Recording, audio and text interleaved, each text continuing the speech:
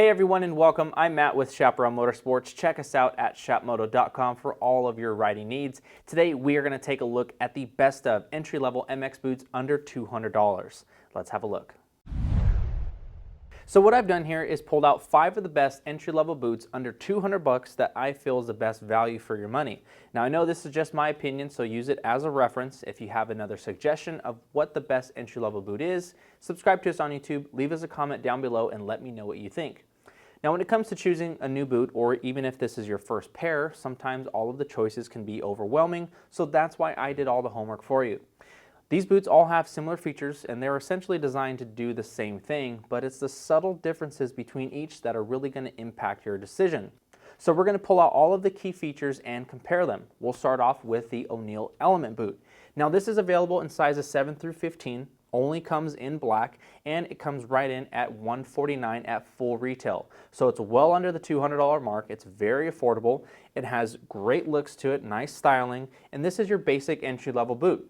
You have a good amount of protection in the medial side across the toe box. You're going to notice that it is a molded sole design, so this is going to add some rigidity to the lower portion of the boot and give you a little more structure. It's also going to feel more like a tennis shoe when you do slip it on.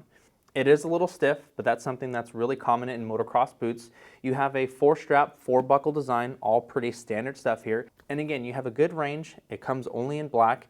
And when you move on to a boot like the Thor Blitz, now this isn't necessarily a step up as far as performance goes. It's actually $10 cheaper at full retail, but it's available in 4 colors. So if that's something that you're really interested in, most of the boots that you're going to find in that $100 to $150 range are going to only come in black or maybe a variation of black and white.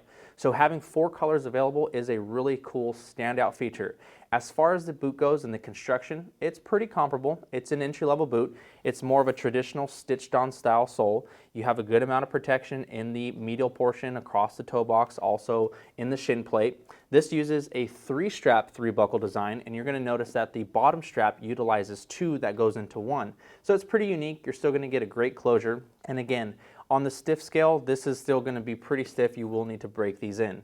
Now, the Answer AR1 boot. This is brand new for 2016. I feel that this is a step up in performance, but not in price. It comes in right at $139, so it's really comparable to the boots on my right, but I feel that it has more usable features like the flat medial portion of the boot to give you more feel and contact with your motorcycle. The opening is much nicer than these two here. It's also a little bit bigger, so it'll accommodate knee braces or even knee pads. You're going to have a little more protection in the calf area. You have a good amount of impact protection on the medial side of the boot. It comes up slightly higher than these other boots here. You have a nice heat guard. The drawback, the toe box is a little taller and a little wider, but that's not necessarily always a bad thing. If you do have wider feet, this is going to accommodate you much better, but you will need to adjust your controls. Just keep that in mind. Other than that, it's textured, gives you a little more grip. This is a stitched-on sole. It can be resoled by a cobbler. But what they do include in this boot is the D3O light insole. This is heavily padded, it's more cushiony. You have the D3O D-cell shock absorbing material in the heel, so it's going to disperse the amount of energy much better than your standard insole, which is, I think, a plus. Another thing that you're going to notice between these boots here and the Answer AR1 boot is that the inside, the interior, is much nicer. You have nice padding up at the top, but you have a lot of padding in the ankle area for a little extra support and comfort, and it's also 3D air mesh, so it's going to flow a good amount of air. Rather than just having a textile lining, it's not going to flow as much air and be as comfortable. So that is the Answer AR1 boot. Now we make our way over to the Fox Comp 5 boot. This does jump up a little in price, but I think you also jump up in features. You have a nicer fit and finish, a little better quality, a little more shin protection.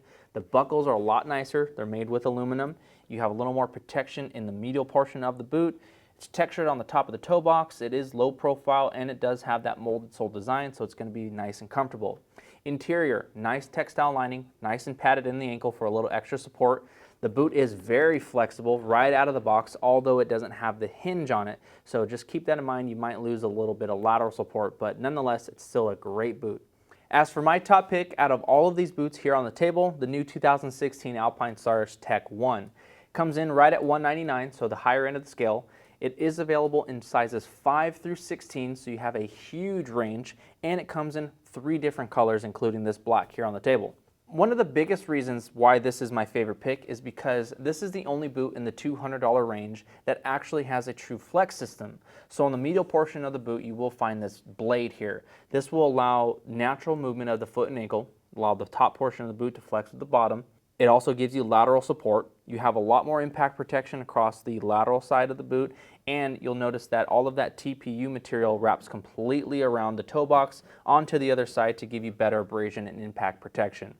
The buckles are really nice as well. They take that same design from the upper end. However, they are made with plastic, but you still get that same concept. It's more of that hook and latch, very easy to manipulate, and you'll notice that the top one is reversed to give you a nice secure closure.